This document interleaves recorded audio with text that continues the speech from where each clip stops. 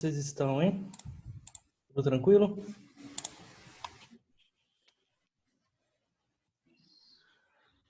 Conseguiram estudar essa semana aí? Fazer alguns códigos em Python? Hoje a aula tá massa, viu?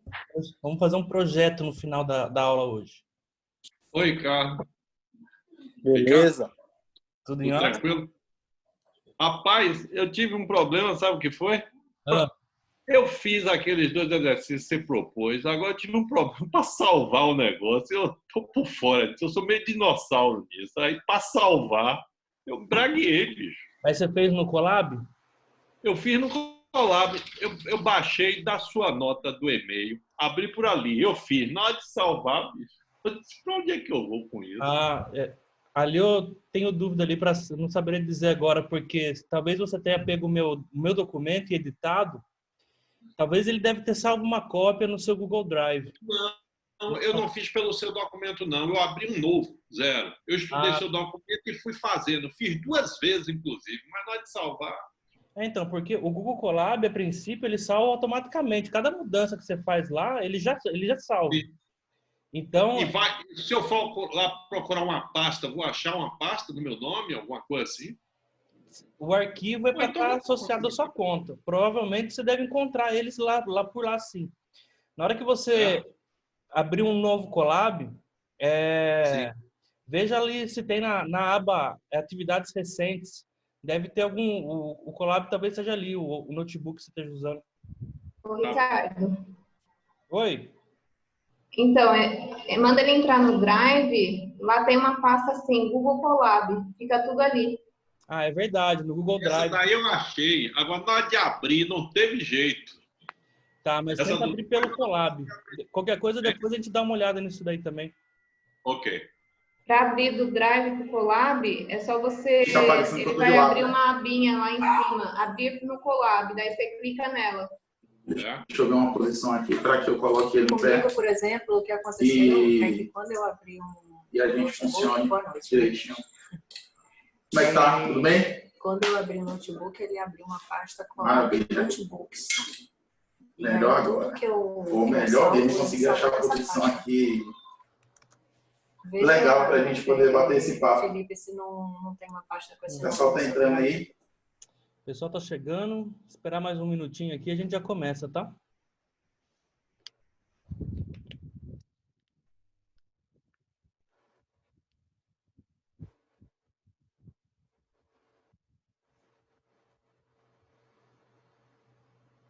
Eu não ouvi, não.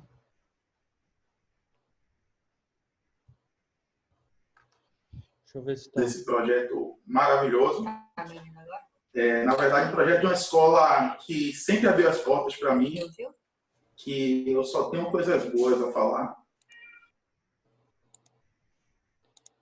Quem que tá falando? Aliás, aqui eu fico perdido também, aqui como host, fica um monte de gente aqui, tudo ao mesmo tempo, às vezes eu me perco, tá, gente? Qualquer coisa, se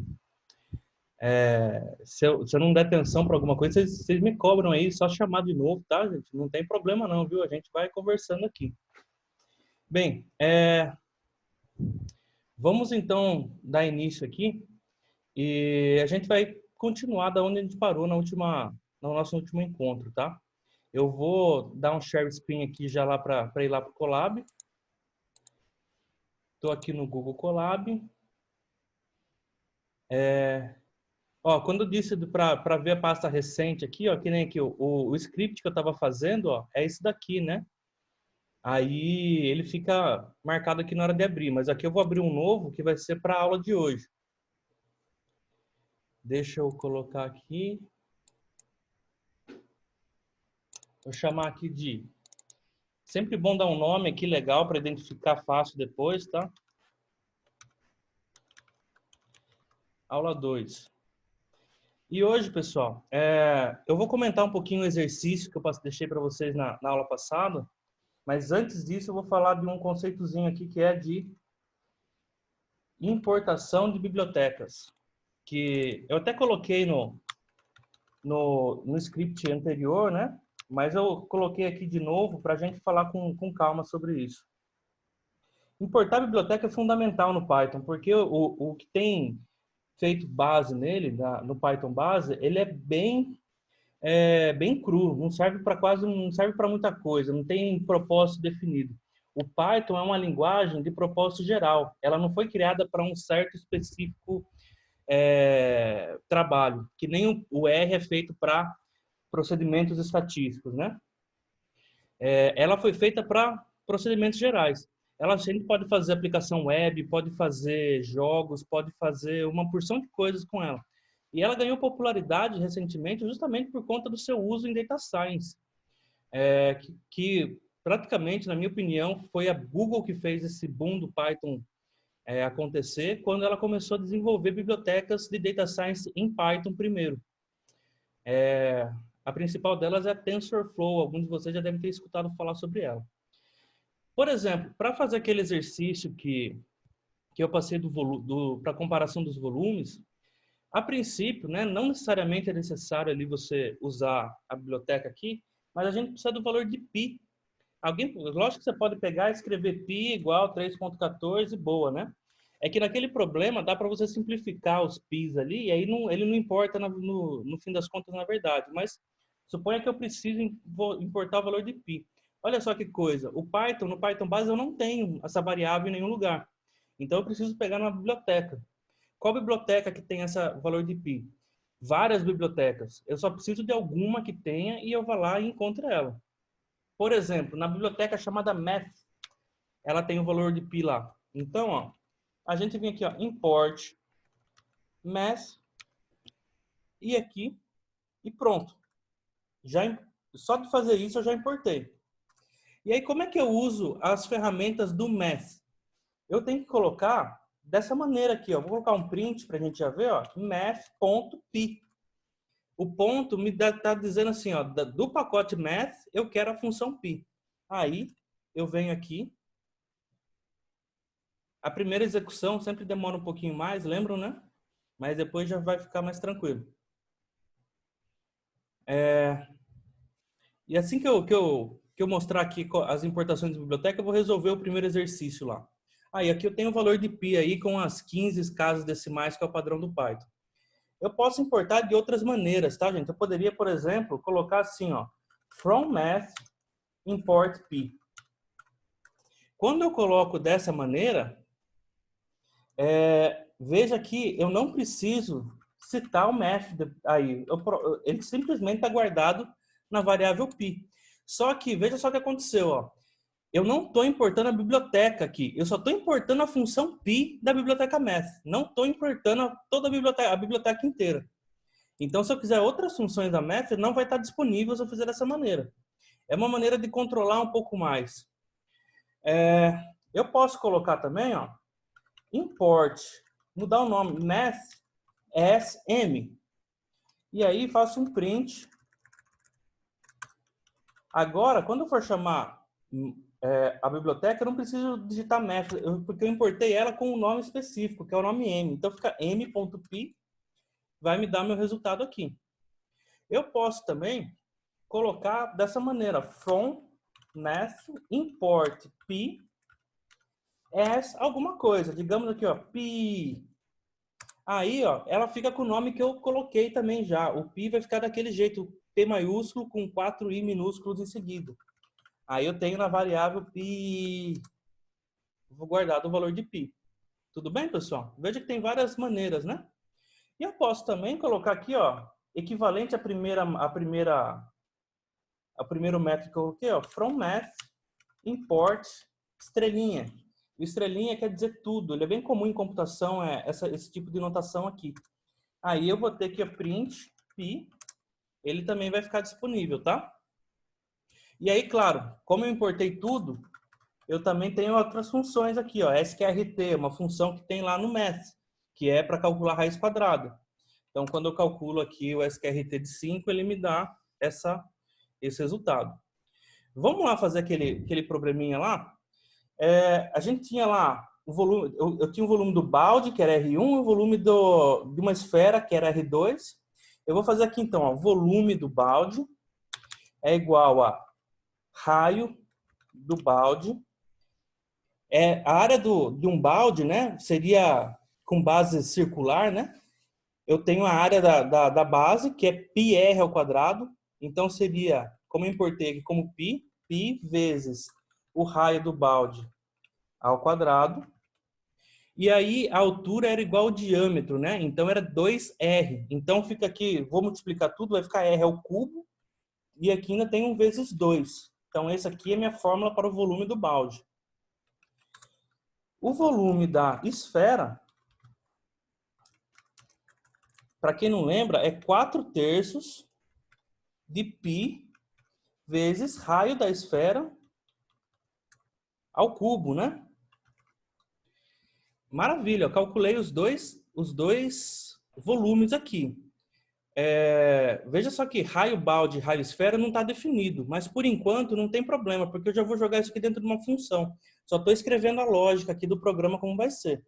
Aí o que eu tenho que ver? Ó? If volume do balde for maior, ou melhor, menor ou igual ao volume da esfera, aliás, ser maior ou igual, vamos fazer a lógica do maior ou igual. Se o volume do balde for maior, o que acontece? Cabe ou não cabe lá? O volume do balde, vou imprimir aqui, a esfera, ou melhor, o volume, ou... Eu falei que tem água dentro, alguma coisa, né? O volume da esfera não cabe no balde. Ou melhor, cabe, né? Porque o volume do balde é maior. E aí, else, print. O volume da esfera não cabe no balde. Maravilha? Essa é a lógica, né? Então, agora eu vou jogar isso aqui dentro de uma função. Vou falar aqui, def. Eu já vou aqui, ó, dar uma indentada tudo para ficar dentro da função. E vou chamar aqui de checa volume. E aqui eu vou chamar de as variáveis de entrada, raio do balde e raio da esfera. Então, eu tenho essa função aqui agora, checa volume. Vamos ver se ela está funcionando? Checa volume. Se o raio for 1 e 1, vamos ver o que acontece? O volume da esfera cabe no balde. Agora, se eu aumentar o volume da esfera aqui, o raio da esfera para 2, o volume da esfera não cabe no balde. Maravilha, pessoal? Bem simples, né? É só para explorar aqueles conceitos iniciais que a gente fez na primeira aula, que é a atribuição de variável, os operadores aritméticos, o condicional if else. O que eu poderia colocar aqui também? Ó? If raio do balde. Porque, olha só, será que eu posso calcular 1 e menos 2? O que acontece se eu fizer 1 e menos 2? Veja que ele me deu uma resposta aqui. Faz sentido ou não? Então, o interessante aqui é colocar algumas checagens de valores, se eles estão corretos, se eles estão no intervalo desejado. Então, eu posso colocar aqui ó, um if no começo. Ó. Raio balde menor ou igual que 0. Então, vou colocar um print aqui já. Ó. Valor inadequado. Inadequado. Aí posso colocar aqui, ó, um elif, else if, else if que se o outro raio da esfera, porque não é só esse que eu quero conferir, né? For menor ou igual que 0, eu vou dar um print também da mesma coisa, valor inadequado. Vou até copiar aqui e deixar do mesmo jeito. E aí um else, aí se nada disso acontecer, é que ele vai calcular todo esse restante aqui, ó. Então, vou dar um tab para colocar ali na indentação do else. E agora eu deixei a minha função um pouquinho mais geral. Então, quando eu acabei de rodar aqui para atualizar a função e vou testar aqui, só um segundo. Veja que a checa volume agora, ó, com esse menos 2 aqui, ó, retorna valor inadequado, tá vendo? Diga aí. Tem algum comando, por exemplo, no R tem aquele 2 tracinhos que coloca tal condição ou tal condição, Sim. aí executa. Tem isso? Eu estou fazendo isso justamente para introduzir esse conceito. Porque, veja só, eu tive que colocar duas condições aqui, né? Será que eu não poderia colocar uma condição que já contemplasse as duas coisas, né? Porque, logicamente, eu sei que se o raio do balde for menor ou igual que zero, ou o raio da esfera for menor ou igual que zero, já printa o valor inadequado, né? Então, eu posso pegar aqui e substituir isso aqui por um... Adivinha qual que é o conectivo do OR aqui no Python? OR, ou em inglês. Então, aqui ó, eu posso colocar outra condição, ó. Raio da esfera, e aí tirar essas duas linhas aqui, ó. Então fica, se o raio do balde for menor que zero, ou o raio da esfera for menor ou igual que zero, printe o valor inadequado. Caso no contrário, continue a conta. Então tem um programa equivalente aqui, certo? Aqui ele vai continuar calculando, né? Mas se eu colocar um valor negativo aqui, ele vai dar um valor inadequado. Tudo bem? Uma outra maneira de fazer esse mesmo programa, eu poderia fazer assim, ó. Se o raio da esfera for maior que zero, agora o conectivo E, que eu quero que raio do balde maior que zero e esfera maior que zero. O conectivo E também é a tradução literal da palavra, o conectivo AND. If, raio de balde maior que zero, AND, raio da esfera maior que zero, print valor, só que daí não é print valor inadequado, né? É calcular tudo isso daqui, ó. Eu vou mudar a ordem do que eu coloco, que o valor está adequado, então ele calcula. Agora, se não acontecer aquela condição, então vai para o else aqui embaixo. Olha só que bacana, né? Ó. Veja que tem muitas maneiras de programar a mesma coisa, né? Valor inadequado, para o -1. Aqui, ó, qualquer que sejam os valores aqui. Agora, se as duas estiverem maior que zero, então ele executa essa parte do código aqui. Tudo bem, pessoal? Olha só que bacana, né? Então, ó, vamos dar uma olhada aqui, ó, nesses conectores lógicos.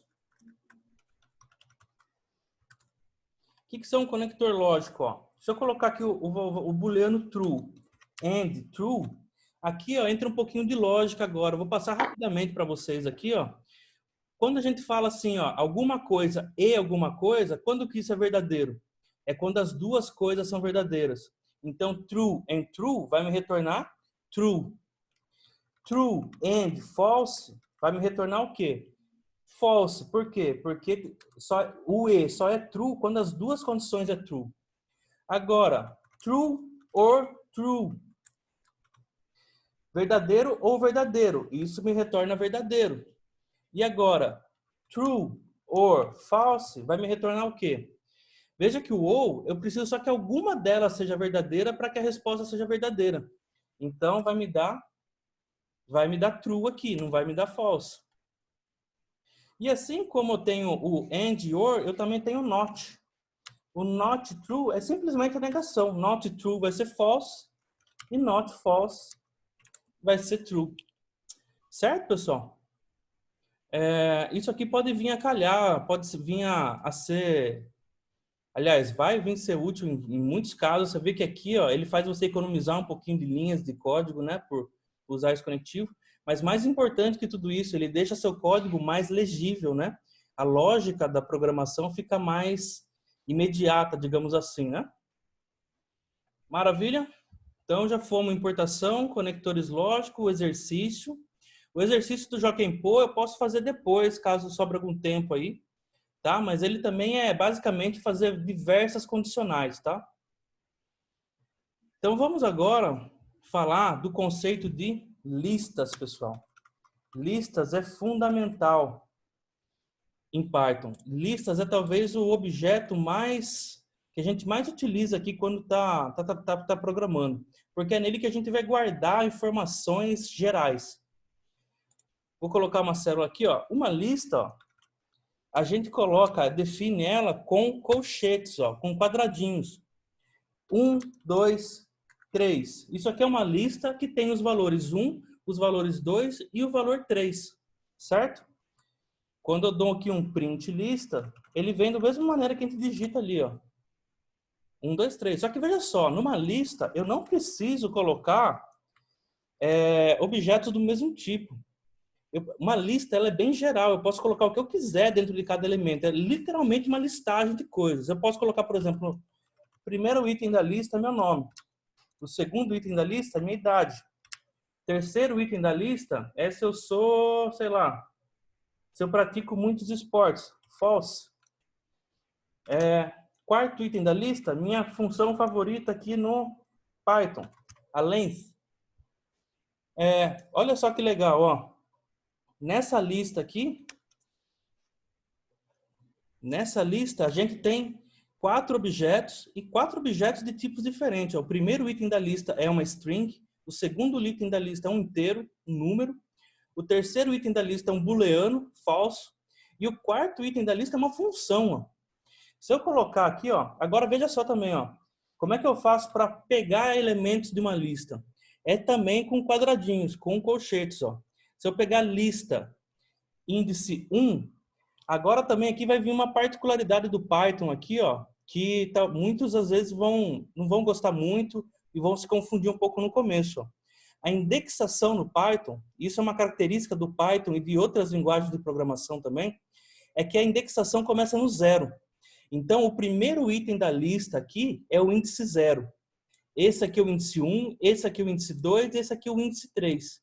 Então, se eu chamar a lista 1 aqui, ó, veja que eu vou ter o segundo elemento da lista, que é o 33. Se eu quiser o primeiro elemento da lista, eu tenho que chamar o 0, que vai me dar aqui o primeiro elemento, que é o meu nome. Tudo bem? Agora, por exemplo, eu posso combinar com a função type. Olha só, o type do primeiro elemento da lista é 0. Do segundo elemento é int. Do terceiro elemento, posição 2, índice 2, é booleano. E na posição 4, índice 3, é uma função. Ó. Função built-in. Built-in é que vem de fábrica, né? O len. Olha só que bacana aqui, né? Agora, uma lista também, ó. Eu vou atualizar essa mesma lista aqui, ó. Vou colocar um quinto elemento aqui, ó. Pode ser outra lista. Por exemplo, uma lista aqui de letras, por exemplo, A, B e C. Aí, se eu pegar aqui, ó, o quarto índice, que daí é o quinto elemento, né? Opa, faltou colocar aqui aspas. Veja que o tipo do quarto elemento aqui vai ser uma lista, um list, ó. E agora, o que eu posso pegar ainda e combinar, por exemplo, aqui, ó, o lista 4, que me é, né, aquela lista que está dentro da lista, eu posso pegar o elemento lá dentro. E como que eu faço para pegar um elemento lá dentro dessa lista, que está dentro da minha lista? É a mesma lógica, ó. Eu posso pegar, por exemplo, o primeiro elemento. Eu quero pegar o A, é o índice 0. Então, ó, veja que eu coloquei aqui, ó, outro quadradinho depois ali da lista, quadradinho 4, e aí eu pego o A. Olha só, não? Olha só uma coisa que dá para fazer, ó. Por exemplo, a lista 4 é uma lista, não é? Eu quero ver o tamanho dessa lista. Então, eu posso vir aqui, ó, usar lista índice 3, que é a função len, não é? Lista índice 3 é a função len. E aí é a mesma coisa do estar escrevendo len ali. Aí eu vou pegar aqui, ó, entre parênteses, o lista 4. O que eu estou fazendo aqui, ó? Pegando a função len e calculando o tamanho da lista 4. O que tem que ser o retorno aqui? Tem que ser 3. Ah lá, viu só? Então eu consigo fazer listas e funções e aplicar dessa maneira, via índice. O Python ele é bem flexível nesse quesito aqui. Isso que é bem bacana aqui de se trabalhar com Python, tá? Maravilha, pessoal? Alguma dúvida até aqui? Ó, uma outra coisa também, ó. Uma string, por exemplo, aqui, ó. Vamos chamar aqui de string. É Python. Para todos os fins, uma string é basicamente uma lista de caracteres. Então, se eu pegar aqui, ó, string índice 0, ele vai me retornar... Opa! Tem que rodar ali, ó, viu que tá, string não está definido. Porque eu digitei, mas não rodei. Agora, na hora que eu pegar aqui, ó, ele vai rodar certinho. O índice 0 só é a letra P. O índice 1 vai ser o Y e assim por diante. Eu posso pegar aqui letra por letra. Se eu quiser, por exemplo, aqui, ó, se eu colocar 2.3, olha só o que ele vai fazer. O 2.3, ó, ele vai me calcular vai me pegar todos os elementos até, mas não incluso o item 3. Veja só que o índice 3 é o quarto elemento, né? Mas o quarto elemento é o H. Então, ele pega até o H ali, tudo bem? Da mesma maneira, eu posso pegar aqui, ó, 2.3, 3, 2 pontos, ele vai me pegar do 3 em diante. Olha lá, ó. Ele pega do 3, inclusive, e vai até o final da lista. Então, tem essas pequenas praticidades aqui ao trabalhar com listas. Tudo bem, pessoal? Aqui, ó, no script que eu preparei, vai ter vários exemplos aqui para vocês treinarem isso, tá?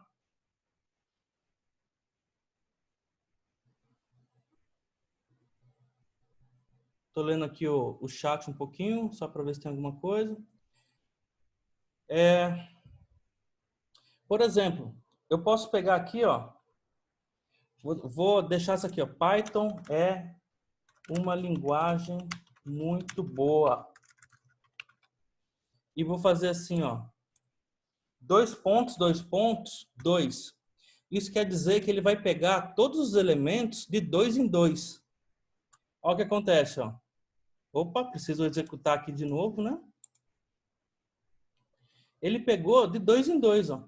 Veja que espaço é como se fosse um caractere geral, né? Se eu pegar de 3 em 3, vai pegar. Isso pode ser conveniente em alguns momentos, tá? Quando você está fazendo pré-processamento de dados de texto, coisas do tipo. Se eu colocar aqui -1, ele inverte a sequência, ó. Veja que está escrito ao contrário, ó. Python é uma linguagem muito boa, tá? Ao contrário. E tem diversos macetes assim, ó, para você trabalhar com chamada de vetores, chamada de indexação de listas aqui, na verdade, né? Não é ainda assim por si só um vetor. Parece muito com um vetor, mas teoricamente não é. Beleza? Vamos falar aqui agora de umas funções importantes. Funções importantes. Uma função que é legal de trabalhar é a função input. A input, ela permite que a gente trabalhe misturando o código com a ação do usuário junto ao código. Se eu coloco, por exemplo, aqui, ó, x é igual a input, aí eu posso digitar alguma coisa aqui, ó. Entre com o seu nome. Quando eu executar essa linha, veja só o que ele vai fazer, ó. Não terminou de executar a linha, ele fica executando, ó, mas ele está esperando uma resposta do usuário, ó. Entre com o seu nome. Ele abriu uma caixinha aqui para eu digitar, ó. Eu posso colocar aqui, ó, Ricardo, e dou Enter. Aí depois que eu dou Enter, ele parou de executar. E olha o que eu tenho na variável x agora. Tenho meu nome guardadinho lá. Então eu consigo interagir com o programa com essa função input. Veja só, vou colocar aqui, ó, y é igual input entre com a sua idade. Vou dar um espacinho aqui no final para ele ficar mais bonitinho ali no output final, ó. Só para dar esse aqui, ó, entre com a sua idade. Vou colocar aqui, ó, 33. Só que agora, quando eu dar um print y, veja só o que vai acontecer, ó. Esse 33 aqui, ó, bem, não dá para ver aqui, né? Mas se eu colocar type de y, o que vai ser? Número ou caractere? Vai ser int ou vai ser string? É uma string, ó, classe string. Então, ó, eu não consigo fazer operação numérica com ele. Se eu pegar e fazer aqui, ó, y mais 23, Olha lá. Must be string, not int. Vai dar errado. Então, aqui nesse caso, eu posso converter primeiro o y para inteiro, ó, usando a função int. Quando eu converto para inteiro, pronto, ó, 33 mais 23, 56. Ou eu posso já pegar aqui, ó, e já envelopar na minha função input, ó. Int do input vai ser o y. E aí, quando ela entrar, já vai entrar da maneira que eu quero. Aí eu já posso fazer essa conta aqui. Aí, tá vendo? São truquezinhos, né? Vejam só, então, a função input, eu já estou convertendo, a input sempre entra string. Então, converti para int, para ficar um pouco mais, já ficar direto para trabalhar com o número depois, tudo bem? E outra função aqui que eu quero mostrar para vocês é a função range. A função range, ela é bem curiosa também, ó. A função range, ela cria uma lista de valores sequenciais. Se eu colocar aqui, ó, range 10, a princípio ele cria uma lista de item 10. Só que veja só, a função range ela tem uma aplicabilidade um pouco esquisita no começo, mas é porque ela é inteligente. Ela é inteligente no sentido assim, ó, range 10, ó, veja que se eu executar ela não faz nada, ele só retorna a range de 0 a 10. Se eu quiser ver a lista dos elementos criados, eu tenho que colocar a função list antes, que é a função para tornar isso uma lista. Quando eu faço isso, daí ele cria os elementos de 0, 1, 2, 3, 4, 5, 6, 7, 8, 9. Veja que isso aqui é um padrão do Python. Caso não tenha nenhuma menção ao contrário na função, ele sempre pega intervalo fechado no começo e aberto no final. Então, se eu colocar range aqui de 10 a 15, ele vai começar no 10, porque é aberto no começo, mas o 15 ele não vai pegar, porque ele pega o 10 porque é fechado, mas o 15 não porque é aberto. Então, vai ser uma lista de 10 a 14. Por que eu preciso colocar o item list aqui? É porque, assim, a função range, ela não cria os elementos a não ser que eu esteja usando eles. Então, ele não gasta espaço na memória desnecessariamente. Quando você está fazendo listas gigantes e programas muito maiores, isso acaba sendo relevante. Então, isso que é a parte da inteligência. Por isso que a gente precisa usar list com ela. Tudo bem? Então, essa função aqui, ó, e se eu colocar um terceiro argumento aqui, ó, que é o passo, eu posso colocar aqui, ó, passo 2, de 10 a 21, de 2 em 2. O que ele vai fazer? Ó? Vai pegar o 10, o 12, o 14, até o 21, mas de 2 em 2. Só que o 21 não vai estar incluso, então o último vai ser o 20. Na hora que eu rodo, de 10 a 20, de 2 em 2. Ela é bem prática em vários momentos, tá? Principalmente quando a gente está usando for. Quando a gente está usando for, a gente usa o range para gerar os intervalos que a gente quer que o for varie, né? A função list aqui também, ó, eu posso usar ela como uma string. Por exemplo, se eu pegar aqui, ó, string Python, olha o que ele vai fazer, ó. Ele vai pegar essa string aqui, ó, e decompor ela em elementos de uma lista, ó. Cada letrinha, cada caractere vai para a posição de uma lista. Isso também pode ser útil em alguns momentos, tá? É só para mostrar que assim, ó, ela está convertendo a função list, a string Python, em uma lista, certo? É basicamente isso. Agora aqui, ó, as listas também, elas têm métodos. Os métodos é de origem ao conceito do Python de programação orientada a objetos. Por exemplo, se eu pegar uma lista aqui, ó, que nem eu tinha lá minha string, né? Minha string estava guardada a variável, o nome Python nela, né? Python é uma linguagem muito boa. Se eu colocar ponto aqui, ó, olha só que ele me aparece aqui, ó, um monte de coisa, ó, um monte de métodos que eu posso utilizar, ó. Cada método desse aqui é uma função que eu tenho que faz alguma coisinha diferente, ó. Por exemplo, eu vou colocar aqui, ó, ponto lower. Olha o que ele vai fazer, ó. Veja que eu estou abrindo e fechando a função, porque ó, uma função ela não precisa ter parâmetro necessariamente, tá? Muitas funções às vezes são formadas sem parâmetros. Essa aqui é um dos casos, que a princípio eu não preciso colocar nada. O ponto lower, olha o que ele faz, ó. Ele pega todos os caracteres maiúsculos da string e torna minúsculo. O Python que estava maiúsculo ficou minúsculo. Agora, se eu pegar, por exemplo, outro método, string ponto upper, o que vocês acham que vai fazer? vai pegar tudo que estava minúsculo, ó, e vai transformar em maiúsculo. Bacana, né? Se eu quiser, por exemplo, voltar ao que eu tinha antes, ó, eu posso pegar string.lower. Veja que ele modifica a string, tá? Ó. A string, aliás, ele não modifica a string. Isso aqui, ó, se eu tivesse colocado string igual aquilo ali, aí sim ele modificaria. Mas aqui eu só estou gerando outras strings, né? Por exemplo, aqui, ó, a string.lower. Eu diminuí. Se eu digitar ponto capitalize, deixa eu ver se vai funcionar.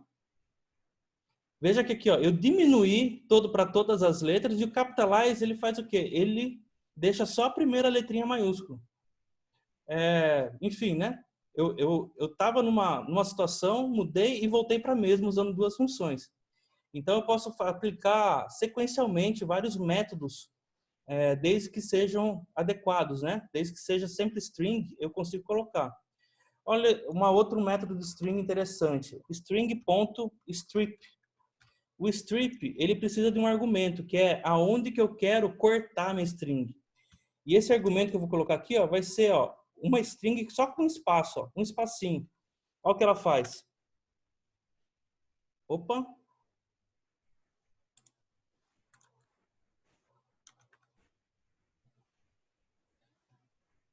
A princípio, deixa eu ver se estou usando o método certo aqui. Ah, perdão, não é strip, é split. Confundi aqui, tá, pessoal? Split que é repartir, né? O strip faz outra coisa. Olha só, eu peguei aqui e falei, ó, separa a minha string em elementos de uma lista, na onde? Nos espaços, ó. Então ela corta os espaços e transforma cada palavra, ó, num elemento da lista, ó. Isso aqui é muito útil quando a gente quer pegar um elemento que faz parte de uma string, né? Se eu colocar aqui, ó, reparta na letra, sei lá, na letra E. Olha o que ele vai fazer. Vai fazer uma bagunça, ó. Aliás, só tem uma letra E aqui, né? O E com acento não conta. Ele repartiu no E da linguagem. Se eu colocar no A, deixa eu ver se vai ter mais As aqui. Ah, lá tem um pouquinho mais, né? Python é 1, tem um A. Aí, lingu, e vai separando. Aí você usa de acordo com a sua conveniência, né? E da mesma maneira que uma string tem métodos, uma lista tem os seus próprios métodos, que vão ser diferentes. Métodos que eu posso utilizar em listas, tá? Então, por exemplo, vou digitar ponto aqui nessa lista. Ó. Eu tenho, ó, append, clear, copy, count, por aí vai. Por exemplo, talvez o mais útil de todos, ou que a gente usa mais, é esse append. O que o append faz? Ele adiciona um item no final da lista. Então, lista.append, eu vou colocar aqui, quero adicionar no final da lista a minha string. Opa! Olha lá, ó, coloquei. Agora, na hora que eu chamar a lista de novo, veja que tem todas lá, tem meu nome, minha idade, o false, a função, a lista dentro da lista e agora tem uma string lá depois. Posso ir adicionando coisas dessa maneira. Da mesma maneira, posso colocar lista.pop. O pop que ele faz? O contrário do append. Ele tira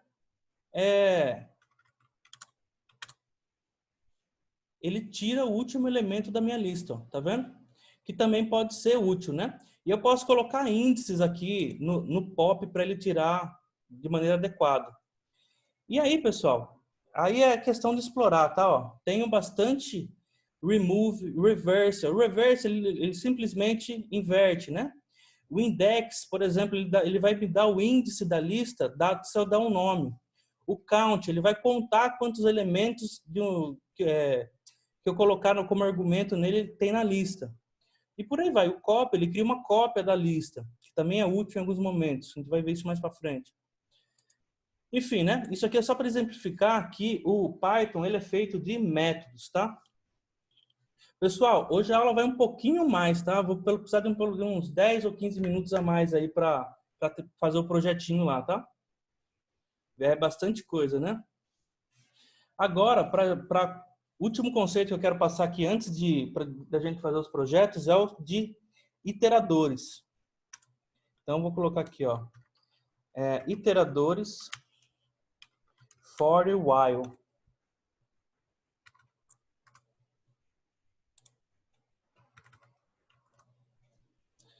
Isso aqui também, acho que quem já programou já passou por esses, já teve que aprender o que é um for, o que é um while, né? O for, ele funciona basicamente aqui, ó. For i, in. Esse aqui é um operador também, ó, in, que diz que para verificar, para dizer que está dentro de algo. E aqui eu posso colocar uma lista, ó. 1, 2, 3, 4. 2 pontos. Print i. O que ele vai fazer? Ele vai fazer print 1, print 2, print 3, print 4. Não tem muito segredo aqui, né, gente? O for é quando eu quero repetir um código que eu sei em que é predeterminado a quantidade de vezes que eu vou repetir. Certo? Por exemplo, posso colocar aqui, ó, for i in range 10, ou seja, vai ser de 0 a 9. Vou colocar aqui, ó, print i vezes a string só com um asterisco, ó, para ele fazer uma lista de asteriscos. Na hora que eu der aqui, ó, executar, ó, veja só, na primeira 1 asterisco, 2 asterisco, 3 asterisco e por aí vai. Tudo bem?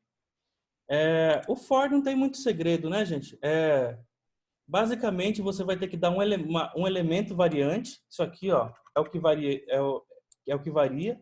Desde que você use o mesmo nome, você não vai ter problema nenhum, certo? É só você indexar com uma variável com o mesmo nome, que você está tranquilo. Em geral, a gente faz muito isso, ó. Colocar aqui, ó, minha lista é igual uma lista vazia, ó. Veja que eu abri e fechei quadradinho sem nada, é uma lista vazia. Aí eu vou colocar aqui, ó, minha lista ponto append. Vou colocar aqui minha variante ao quadrado. Como eu não botei para imprimir nada, né? Deixa eu colocar aqui para dar um print na minha lista. Olha lá, peguei o quadrado de todo mundo. Ó, porque ó, o que eu fiz com o método append? Da lista vazia, ó, no primeiro item do for, ele coloca o variante ao quadrado do primeiro item, que é o 0. Depois do 1, depois do 2 ao quadrado, 9 ao quadrado, por aí vai. Então, é uma maneira de completar listas, né? Ó, definindo uma lista vazia e colocando append nela. O append vai acrescentando novos elementos a essa lista. Beleza? Agora, eu vou falar um pouquinho do while. O while, ele vai repetir, mas sem, a princípio, um término pré-determinado. Ele vai terminar assim que alguma condição for estabelecida. Sempre que aqui for verdadeiro, agora entra uma condição lógica aqui, ele vai continuar repetindo. Por exemplo, se eu fizer um while true, por exemplo, print a string lá que eu tenho lá em cima. Se eu fizer isso aqui, ó, ele vai ficar dando print na string infinitamente. Por quê? Porque não tem nada parando ele aqui, né? Agora, geralmente a gente tem várias maneiras de brecar o while. Por exemplo, se eu colocar aqui, ó, i igual a 1. Aqui, ó, eu vou colocar aqui, ó, i é igual a i mais 1. Essa maneira de fazer i igual a i mais 1, eu estou atualizando o valor de i com 1. Já vou falar também um jeitinho mais legal de fazer isso aqui. E aí eu coloco aqui, ó, em vez do while true, eu coloco enquanto i for menor que 10. Aí o que ele vai fazer, ó? Para i igual a 1, beleza, ele faz. Dá print na string. Daí ele vai atualizar para 2 o valor de i. E 2 é menor que 10? Beleza, é true. Então vai continuar até que isso aqui não seja mais true. Então ele vai executar lá. Executou aqui, ó, 10 vezes, eu acredito, né? 9 vezes a linha que foi determinada. Tudo bem? Eu posso colocar aqui, ó, deixar, por exemplo, while true e usar o comando break. Eu posso colocar aqui, ó, if i menor que 10, então break. O break é o que eu posso usar para brecar também o whiles. Veja aqui. Opa. O que eu fiz errado aqui? If i menor que 10. Ah, tá. If i menor que 10, ele vai brecar já no primeiro, né? Porque o i é menor que 10, né? Se for maior que 10, eu quero que breque. Aí sim, né? Para ele imprimir 10 vezes aqui no caso, né? Um atalhozinho que eu posso pôr aqui, ó, o i igual é uma abreviação bem legal de usar no Python, que é o mais igual. Quando eu uso mais igual, ele já faz isso. I mais igual 1 quer dizer que é i igual a i mais 1. É a mesma coisa, tá? Da mesma maneira, você pode usar o menos igual, o vezes igual e o dividir igual. Ele sempre vai fazer essa atualização, beleza? Enfim, o while funciona mais basicamente nesse tipo de funcionalidade, tá? O while, ele permite também você colocar um else igual tem na condicional if, do if, né? Depois que ele termina o while, ele é meio inútil, digamos assim, né? Mas ele complementa aqui, digamos, né? É mais para deixar o código com uma estrutura bonita, porque sempre que breca, você pode digitar alguma coisa, né? Acabou o loop. Opa! O que eu modifiquei ali, ó? Ó o que aconteceu. Alguma coisa aconteceu aí que meu loop ficou infinito, ó. Eu vou ter que dar um parar automaticamente aqui. Deixa eu colocar aqui, ó. Demais depois de... Nossa, que barulho é esse?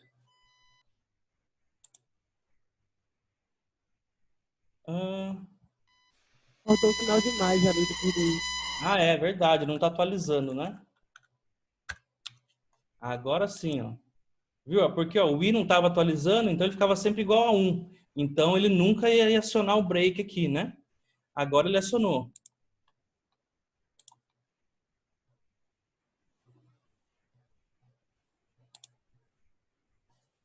Por que não printou o else? Deixa eu ver se eu coloquei alguma coisa esquisita aqui.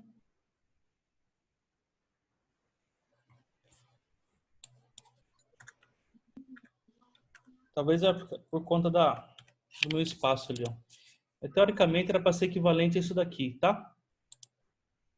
Bem, deixa eu já partir logo aqui para o projeto, pessoal. O projeto que eu quero fazer aqui com vocês é o seguinte, ó. Deixa eu colocar aqui, ó. Projeto. Vamos fazer um programinha que simula uma roleta. Olha só que legal. A gente vai fazer um programa que é um jogo, o jogo da roleta praticamente. No jogo da roleta, o que tem lá de... Como é que funciona a roleta, né? Tem várias variantes ali, né? Mas basicamente é um número de 0 a 36, que você escolhe uma casa e o cara joga a bolinha ali no cassino. Se cai na casa que você escolheu, você ganha um grande valor. Caso não, você perde o dinheiro que você investiu, né? Para fazer o jogo da roleta, a gente vai precisar de uma função que a rand, que gera um valor aleatório, na verdade, né? E essa função que gera esse valor aleatório vai ser a randint. Então, vou chamar aqui, ó, import aliás, vou colocar aqui, ó, from random. Random é a biblioteca que tem várias funções para aleatorização de coisas. Import randint.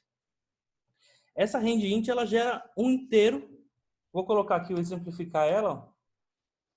Randint de 0 e 3. Aqui, ó, ela é uma função que, ó, retorna um valor inteiro no intervalo AB fechado, tá? Ó.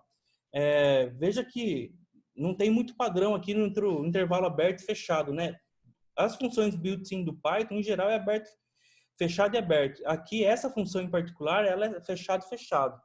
Então aqui, ó, se eu colocar 1 e 3, ela vai me gerar o valor 1 ou 2 ou 3 com igual probabilidade. Então se eu rodar aqui, ó, lá, gerou 3, rodei de novo, gerou 2, rodei de novo, gerou 1, rodei de novo, gerou 3, rodei, gerou 1, 3, 3, 3 e por aí vai, né? Vamos fazer assim, ó. Eu vou colocar aqui, ó, meu N vai ser, ó, input, int, na verdade, porque tem que ser um valor inteiro. E o input, eu vou colocar aqui, ó, entre com o número que você deseja apostar.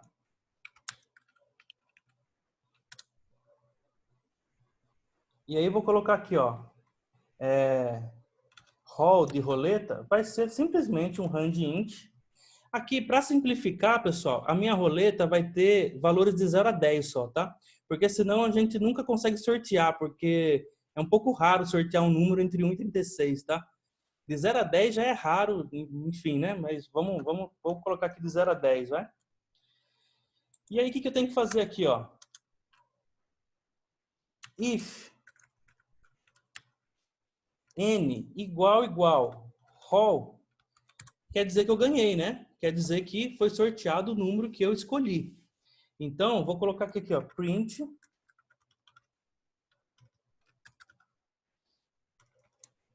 você ganhou.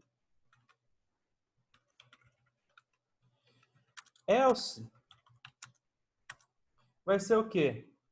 Print não foi dessa vez. Certo?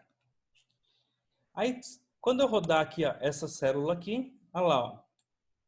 Entre com o número que você deseja apostar. Digamos que eu vou apostar no 5. Olha lá, não foi dessa vez, perdi. Para ficar mais fácil aqui de jogar, eu vou definir uma função aqui. Vai ser definir jogo. Essa função, ó, veja que eu não vou colocar parâmetro nenhum nela, porque não tem nada que varie, que eu queira variar dentro dela. Cada vez que eu rodar vai ser um jogo diferente. Então, na hora que eu definir dessa maneira, ó, eu posso ir numa outra célula, chamar jogo, abre e fecha. E aí, ó, vou colocar o número 5 de novo. Vou sempre apostar no 5, ó. Não foi dessa vez. Vamos jogar de novo. 5. Não foi dessa vez. Jogar de novo. Não foi dessa vez. Vamos melhorar essa roleta. Eu vou deixar de 0 a 5 só, para deixar ela mais simples ainda. Tem 6 valores possíveis. É quase que um dado, praticamente, né? Basicamente é o dado. Vou apostar no 3. Não foi dessa vez. Você vê, ó, como eu tenho azar, né? 3. Não foi dessa vez. 3. Não foi dessa vez. Em média, eu tenho que testar 6 vezes para conseguir. Ah lá, ganhei. Finalmente, ó, você ganhou. Quer dizer que o número sorteado lá dentro foi o 3. Certo? Só que, ó, tem um conceito que eu não passei, ó.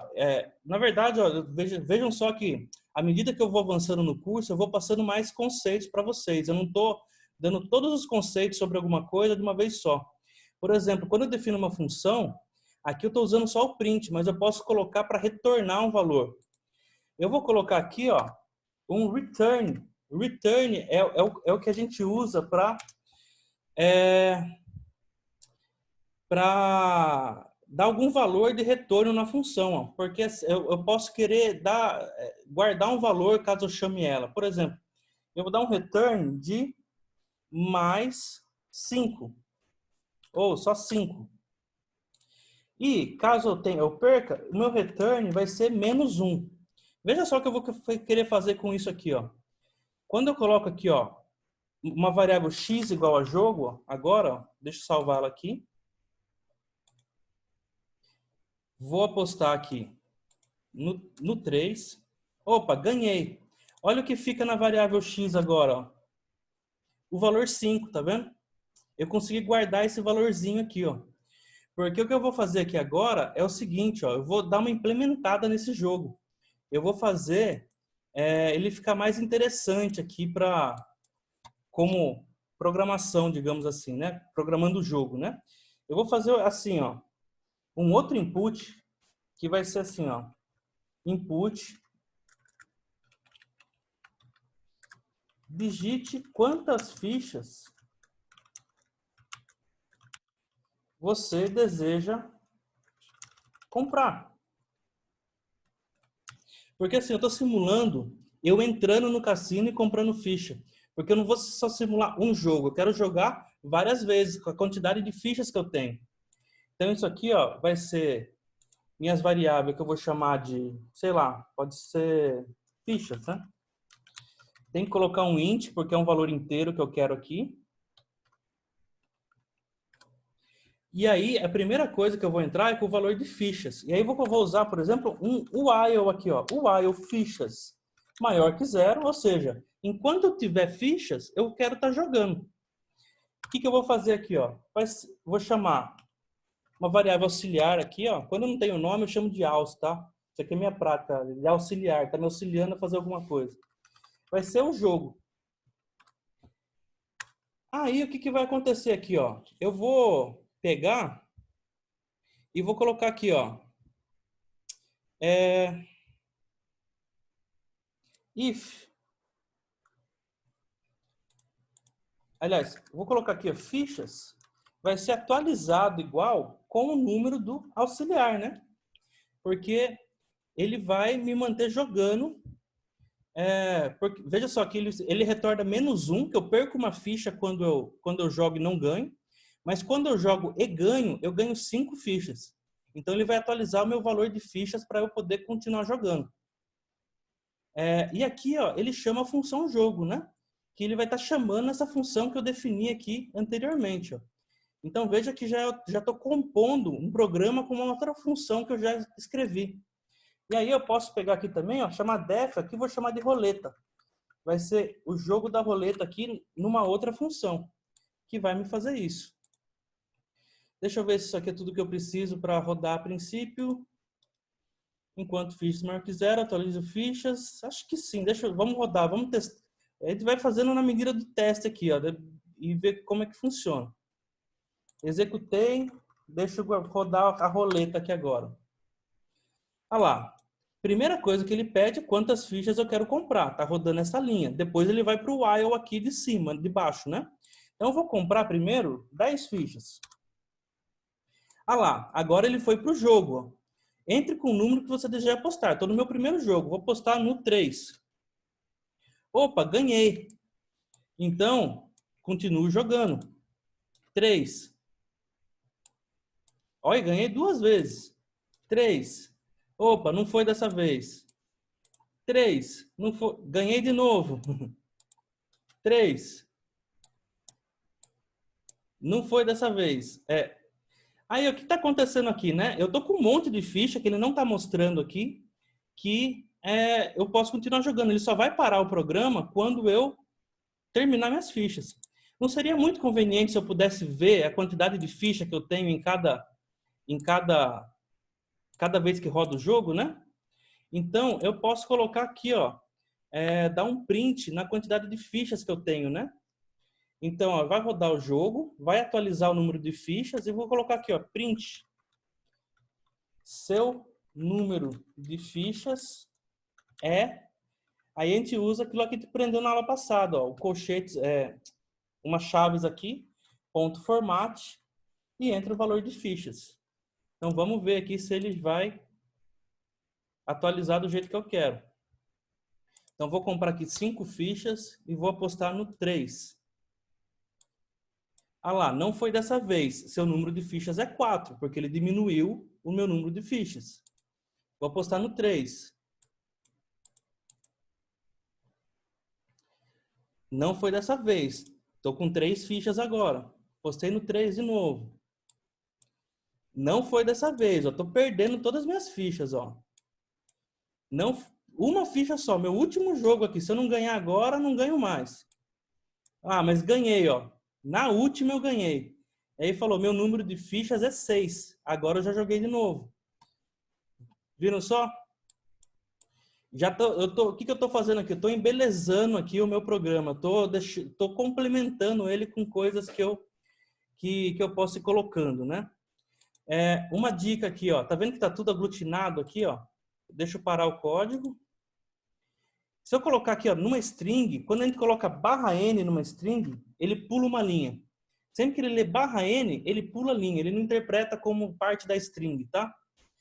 Então, vou colocar aqui a /n depois de cada string aqui, ó. Porque daí ele vai deixar o output lá um pouquinho mais... com um visual um pouquinho mais bacana, tá? Ó, só para gente dar uma olhada, ó. Deixa eu... Aliás, preciso atualizar as duas funções aqui, que eu mexi nas duas. 3. Olha lá, tá vendo? Ele tá colocando alguns espaços aqui, né? Olha lá, eu tinha 3 fichas, joguei 3 vezes e perdi. Seu número de fichas é 0. E veja que o programa acabou, tá vendo? Aí o que eu poderia fazer aqui agora? Eu poderia, por exemplo, colocar, digamos, deixar um pouquinho mais cara de jogo isso daqui, entendeu? Por exemplo, eu posso colocar uma saída. Eu preciso jogar até o final das minhas fichas, eu posso entrar e sair. Então, por exemplo, na hora que ele pede digite o número que você quer apostar, você pode colocar lá, sair. E aí você coloca um if. If sair, aí você sai. Ou, caso você digite um número, ele continua jogando. Isso é uma coisa que dá para fazer. Eu posso, por exemplo, salvando um histórico, fazer uma lista que eu vou deixando meu histórico de vitória e derrota no jogo para fazer alguma estatística depois do final, de uma maneira fácil. Eu estou falando isso aqui porque foi coisas que eu fiz aqui quando eu estava implementando. Eu posso colocar, por exemplo, uma entrada para o meu nome, para ele falar, oh, boa noite, Ricardo, bem-vindo à roleta. Quantas fichas você gostaria de comprar? Para um pouquinho antes aqui do meu programa começar a ter uma interface um pouquinho mais legal. E, gente, basicamente, um jogo é um while, tá? É um while que enquanto você tiver vida, você tá jogando. Lá no Super Mario, enquanto você tiver mais de 3 vidas, o game over não é game over final, né?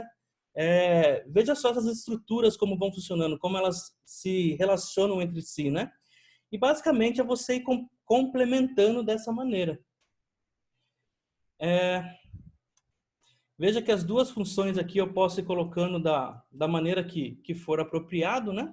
E depois, no meu script, vocês vão poder ver essa função aqui um pouquinho mais elaborada, porque quando eu fiz ela aqui para deixar no script para vocês, eu deixei ela bem bonitinha, assim, com várias coisas, fazendo tudo isso que eu falei, histórico, com saída para caso eu queira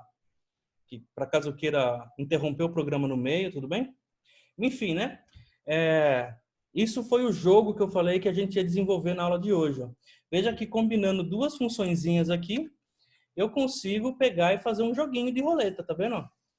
Lógico que eu não precisava fazer duas funções, eu poderia colocar tudo dentro de uma função só. Mas é uma questão de organização, tá, gente? Porque tudo que compete à roleta, ao joguinho da roleta em si, tá nessa função. E tudo que compete à estrutura de jogos que eu estou fazendo na roleta, que nem aqui, eu contar fichas e tudo mais, fica nessa outra função. Beleza? Que nem a Fernanda comentou aqui, ó. Quando a quantidade de fichas for igual a 0, eu posso oferecer para comprar mais fichas, né? Ou sair, que também é bem legal, que é basicamente o que faria no final, né? Tudo bem, pessoal? Alguma dúvida até aqui?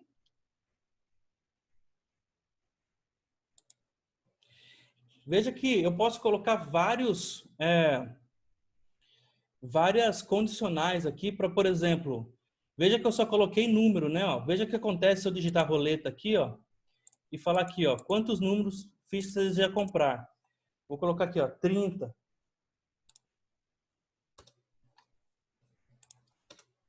Olha lá, dá problema, tá vendo? Ó? Por quê? Porque ele espera que seja um número lá no meu programa. Para não dar um erro aqui, eu poderia pegar e colocar lá um if, assim, se não for um número, pede o nome de novo, fala, ó, deu problema, você não colocou a entrada adequada, então repita o número. O legal, gente, é pegar e colocar todas as condicionais para que nunca dê erro. Tudo que a pessoa puder fazer, tudo que um usuário puder fazer aqui no jogo, nunca ir para o erro. Sempre vai para alguma condição que ele resolve, retorna alguma outra coisa e pede novamente para você fazer ou algo do tipo. Como é que eu faço para fazer alguma coisa até a pessoa acertar? Com o while. O while coloca assim, o while, pessoa acertou, colocou o formato certo, aí ele enquanto não colocar o formato certo, ele fica pedindo para você colocar, entendeu? Caso contrário, ele pede para você segurar e ele não vai adiante no programa. O while ele é muito flexível, gente. Dá para inventar muita coisa com ele, tá? Tudo bem, pessoal? Eu vou parar por aqui, que a gente já foi 1 hora de aula hoje. E caso vocês queiram ver esse programinha da roleta um pouquinho mais elaborado, vocês vão poder ver no meu script aqui, que eu vou mandar para vocês assim que a aula acabar, tudo bem? Eu decidi também, embora eu falei que eu não ia colocar aula no YouTube, porque, veja só, isso aqui não é para ser ensino à distância, é para ser aula online. Porque tem uma coisa que eu chamo de paradoxo do EAD, que é assim, ó, o EAD ele tem uma propriedade que é, ao mesmo tempo, uma vantagem e uma desvantagem. Quando a gente deixa a aula gravada, a pessoa pensa, tá gravada, eu posso ver quando eu quiser. E isso é uma vantagem. Mas isso também é uma desvantagem. Por quê? Porque a pessoa nunca vai ver, porque está sempre disponível para ela lá. Então, a ideia, pessoal, é a gente sempre pegar esse horário, o nosso horário de estudo, para vir fazer aqui. Para achar o meio termo, então, o que eu vou fazer? Eu vou pegar e colocar no YouTube, mas eu vou fazer que nem estava fazendo lá com as outras aulas. Aqui dá um pouquinho de trabalho para mim, né? Que tem que ficar lembrando. Eu só vou deixar as aulas disponíveis até a próxima aula. Não vou deixar disponível para sempre. Então, assim, se você perdeu a aula ou quiser estudar a aula depois de novo, você tem o prazo até começar a próxima, porque é para você não se atrasar no curso. Veja que essas aulas aqui, pessoal, a gente está indo em direção a Machine Learning, tá? Então, tem um caminho bem grande à frente da gente aí ainda. Então, é importante que vocês acompanhem, não deixem para trás. E mais do que isso ainda, vai fazendo os exercícios que eu estou propondo. Eu propus um exercício aqui, ó, que é algo similar aqui ao que a gente fez nesse projeto, que é fazer um programa que simule uma slot machine. Uma slot machine é aquelas máquinas de cassino que a gente aperta lá aquela alavanca e ele gira por exemplo, 3 itens ali, que quando dá os 3 itens iguais a gente ganha. E quando não dá igual a gente perde. Aí, para montar uma estrutura que simule aquilo, por exemplo, você tem lá, parecido com isso aqui, ó, você entra com as fichas, cada ficha é uma alavancada, e aí você pode rodar quantas vezes, no final você pode entregar quantas vezes você ganhou, se você ganhou o prêmio mais raro ou não, porque você pode colocar, tem coisas que são mais fáceis de ganhar do que outras, né? Enfim, né? Simular um joguinho de cassino ali. Depois, a gente pode até fazer um cassino inteiro aqui, ó, combinando, ó. Você quer comprar quantas fichas? Agora você quer jogar o quê? Você quer jogar roleta, quer jogar slot machine? Enfim, né? Dá para ir compondo e deixando cada vez mais complexo o programa e fazendo cada vez mais coisas. Eu aconselho que vocês treinem isso, porque esses programinhas assim, pessoal, eles são excelentes para você treinar o manejo com a linguagem. Treinar esses pequenos conceitos, ó, de while, if else, listas, enfim, né? Eles são muito bons mesmo para você criar manejo, para você criar intimidade com programação.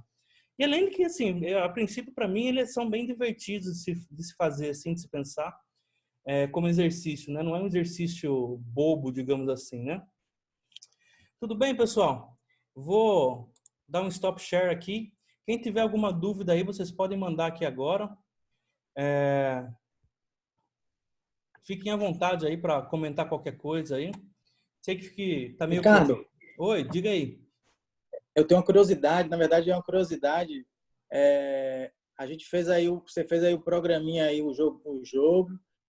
E assim, para eu fazer um deploy desse jogo, por exemplo, transformar isso num executável para uma pessoa utilizar em outra ferramenta, no celular, por exemplo. O próprio Python faz isso ou você precisa ir para outra ferramenta para fazer esse deploy? Olha, pode até existir ferramentas mais adequadas, mas o Python é capaz de fazer isso sim. Ó. Tem uma biblioteca que chama TK-Inter. O TK-Inter, ele faz GUIs. GUIs, sabe o que é uma GUI? Uma GUI? É uma Graphical Unit Interface. Não, Graphical User Interface, que é para você fazer uma interface gráfica para o usuário. E aí você pode colocar, por exemplo, cada uma dessas entradas ali como caixinhas de Windows, entendeu? Que ele vai clicando e vai colocando. E aí você pode tornar essa caixinha aí um executável. Então, é possível fazer isso sim. Eu já fiz alguns testes com esse tipo de coisa aí. E é relativamente fácil fazer em Python também, viu? Não é muito difícil, não. Tipo aquele Shine lá do R que você manda para uma interface web, né? Fazer tipo uma coisa daquilo ali. Mais ou menos, é. Aquele tipo Shine dá para fazer facinho, facinho. Aí é... Legal. Olha lá, o exercício do Joaquim Pô é cheio de if else mesmo ou eu é que coloquei muito? Bem, o meu programa, pelo menos, teve vários if else. Eu vou colocar para vocês aqui depois. No script 2 aqui tá a minha solução dos exercícios, tá? E aí vocês podem ver como é que eu solucionei, ó. Ó, na minha solução teve 3 blocos de if else, tá? Uma para cada item da pedra, papel e tesoura, né? Deixa eu ver aqui. Contemplar que eu não comprar mais não significa ser a mesma quantidade anterior. Tô falando em número de fichas, eu acredito. A Isaura.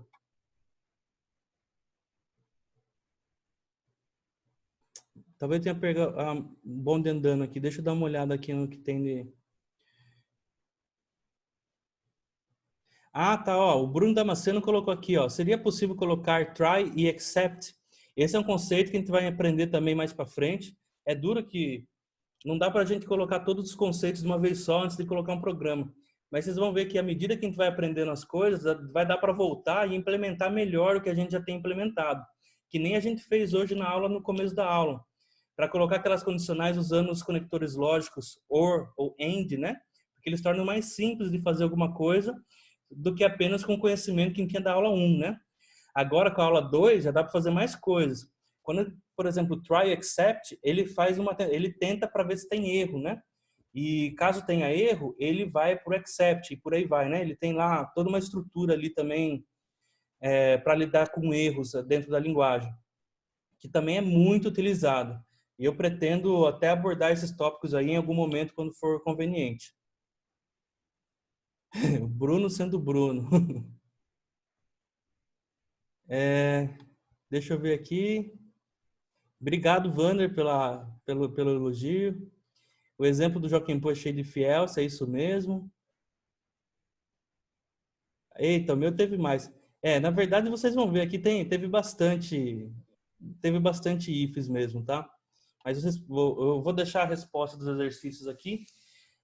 Não deixem de ver aqui, ó, o programinha que eu fiz aqui para essa roleta, tá? Para colocando as exceções para saídas, para contagem de histórico. E mais do que isso, pessoal, tentem pegar ele e implementar mais coisas. Peguem a lógica do programa e vão mexendo ali, tentando, indo na tentativa e erro, que é assim que a gente funciona em programação, tá? A gente não tem muito que... Você não vai ler uma documentação e falar, é assim e acabou. Um programa só é bom quando ele está testado e aprovado. A métrica de qualidade de um programa é os testes. Se os testes passarem nos testes é porque tá bom, senão não. Tudo bem? Tem que ser comprado, né, professor? De preferência. Pois é. Tem que ser vendido. Aqui a Mônica falou que, olha, definitivamente não tem uma forma só de programar esses exercícios que eu estou fazendo. Essa é a minha maneira, é a maneira como a minha cabeça pensa. Mas a gente pode pensar de várias maneiras diferentes, que nem até eu fiz aqui no começo da aula. Aquele mesmo programa lá, você vê que dá para fazer o conectivo usando o conectivo ou usando o conectivo AND. E você invertia a ordem das coisas ali no final, né? Então, fiquem tranquilos que o importante é estar funcionando. Eu falei, ó, a qualidade de um programa é se ele está funcionando ou não. Tem muita gente também que fica, às vezes, meio bitolado com o número de linhas de um programa, tá? É lógico que é legal fazer um programa com um número de linhas mínimo, deixar ele o mais legível possível, mas também tem o seguinte, o Bill Gates uma vez soltou essa, ele falou assim, ó, medir a qualidade de um programa pelo número de linhas é a mesma coisa que medir a qualidade de uma aeronave pelo seu peso, que não tem nada a ver, né? Ou seja, não tem problema você criar um monte de linhas para programar, desde que você saiba o que você está fazendo e esteja realizando a tarefa adequadamente, ótimo, entendeu? Não tem problema. Obrigado, Fernanda. Fico muito grato aí que vocês estejam gostando aí. Para mim é uma satisfação poder estar fazendo essas aulas com vocês aqui. A gente foge um pouco da formalidade da universidade, porque eu acho um saco a gente fazer as coisas por lá, tem que pedir autorização ali, tem que pedir ali, e não sei o que lá, não sei o que lá, e o aluno tem que se cadastrar e tem que fazer no sistema lá antigão da UFBA, que não atualizado faz 20 anos. E aí, só de tanta trava que tem aí, você já perde mais da metade dos alunos por conta dessas bagunças, né? E, enfim, né? O recado da Juliana, para quem está fazendo as aulas de Power BI também, tem a aula dela amanhã às 10, tá? Vamos que vamos, hein, gente? Sem perder o gás. Aproveitar essa quarentena aqui, ó, que ó, 1 horinha de aula por dia aí é pouca coisa, hein? É bom para a gente se manter se atualizando e manter a cabeça pensante, né? Boa tarde, Ricardo. Tudo bom? Boa noite. Boa noite. A gente queria saber se vai ser no mesmo link a aula da Juliana. Na verdade, não. A aula da Juliana, ela manda um e-mail para todo mundo que está cadastrado na aula e aí faz um novo agendamento lá no Zoom e aí um novo link, tá? Perfeito. Obrigado. Quem tá falando, aliás? Gustavo Coelho. Ô, Gustavo, maravilha. Você não viu a primeira aula da Juliana ou não? Não vimos, a gente entrou quarta-feira, era de noitinha já e não conseguiu pegar a primeira aula. Ah, maravilha. Indicação da Cris. Ah, legal. A irmã do Anderson, né? Beleza. Parabéns aí pela iniciativa. Eu e a Isadora, que está assistindo junto aqui, estamos gostando bastante de ver as aulas. Parabéns aí. Continua firme aí. É isso, cara. Eu que agradeço pelo interesse aí. Nas próximas aulas, a gente vai dar uma guinada um pouco maior para as questões estatísticas e de análise de dados, tá? Então, para quem está esperando, é porque esses conceitos mais básicos aí não tem muito que explorar. A gente ainda está muito cru de ferramental para ir para lá. Mas na próxima aula, a gente já vai explorar NumPy, Matplotlib, fazer alguns gráficos, fazer alguns arrays, matrizes e por aí vai. Já vai ficar um pouco mais voltado aí para a nossa... Estou supondo que você está na área de dados aí também, não sei, por conta da crise. Eu mexo mais com Excel. Não, tá ótimo. Ixi, Maria. Mais alguma coisa, pessoal?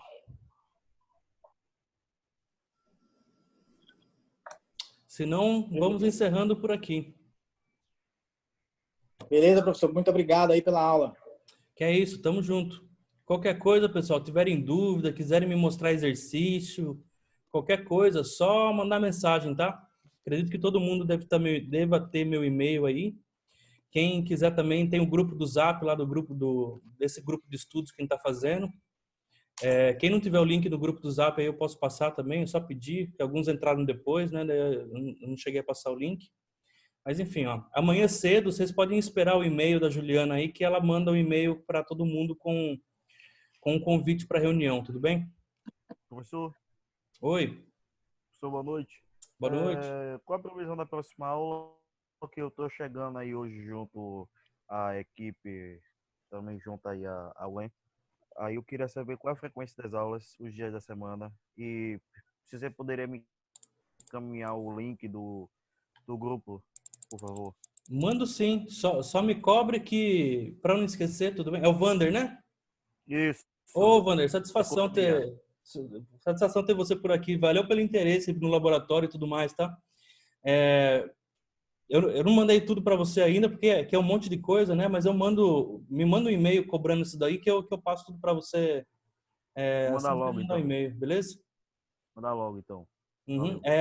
Aqui, essas aulas de Python, a gente está fazendo de terça e sexta às 8 horas. E a Juliana está fazendo um de análise de dados com Power BI nas quartas às 8 e no sábado às 10 da manhã.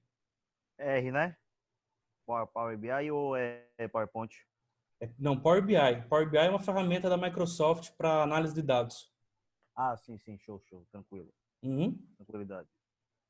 Tranquilo? Show. Tá. Oi, Isaura. Me manda um e-mail que eu passo o link do WhatsApp para todo mundo que não tá faltando, que tá faltando, tá? Me manda um e-mail que daí eu não esqueço, tudo bem?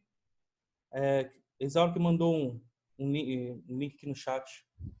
Tudo bem, pessoal? Mais alguma coisa? Podemos ir fechando aqui, então? Então, estudem, façam os exercícios e a gente se vê na próxima terça, tá, pessoal? Muito obrigado, ficamos por aqui e boa noite para todo mundo. Tchau. Boa noite, abraço. Abraço.